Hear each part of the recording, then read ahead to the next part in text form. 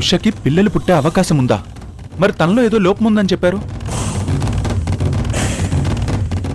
తనలో లోపం ఉంది కాబట్టే పల్లవికి పుట్టే బిడ్డకి ఉషను తల్లించేస్తున్నానని చెప్పారు.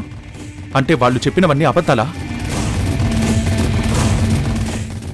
అంటే ఉషలో ఎలాంటి లోపం లేదా? తనకి పిల్లలు పుట్టే అవకాశం ఉందా? చెప్పండి సుప్రియ, నిజం చెప్పండి.